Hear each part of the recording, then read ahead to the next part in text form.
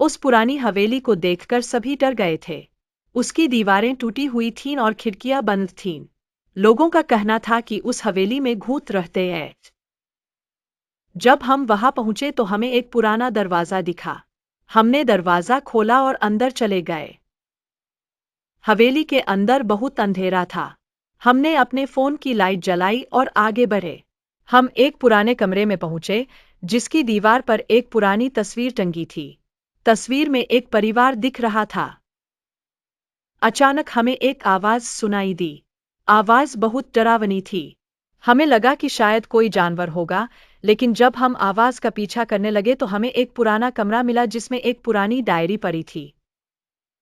Diary में लिखा था कि उस हवेली में एक परिवार रहता था और वे बहुत खुश थे। लेकिन एक दिन एक अनजान व्यक्ति उनके घर में आया और उनकी जिंदगी हमेशा के लिए बदल गई। आगे पढ़ने पर पता चला कि इस अज्ञात व्यक्ति ने परिवार के सदस्यों को मार डाला था और उनकी आत्माएं उस हवेली में फंस गई थीं।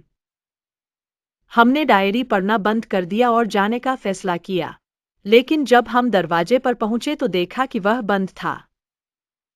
हमने सोचा कि शायद हवा के कारण दरवाजा बंद हो गया होगा, लेकिन जब हमने उसे खोलने की कोशिश की तो पता चला कि वह बाहर से बंद था। अब हम फंस गए थे। हमें समझ नहीं आ रहा था कि क्या करें। हमने मदद के लिए अपने फोन पर कॉल करने की कोशिश की, लेकिन नेटवर्क नहीं था। अचानक हमें फिर से आवाज सुनाई दी। इस बार आवाज और भी डरावनी थी। हमने सोचा कि अब हमें कुछ करना चाहिए। हमने हवेली के अंदर खोज शुरू की। हमें एक पुराना रास्ता मिला जो नीचे की ओर जाता था। हमने सोचा कि शायद यही रास्ता हमें बाहर ले जाएगा। हम नीचे गए। बहुत अंधेरा था। हमें नहीं पता था कि हम कहाँ जा रहे हैं। लेकिन जब हम नीचे पहुंचे तो हमें एक पुराना दरवाजा दिखाई दिया।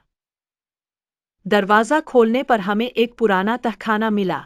वहां बहुत सी पुरानी चीजें रखी हुई थीं। हमें एक पुरानी चाबी मिली जो शायद दरवाजे की थी। हमने चाबी ली और दरवाजा खोला।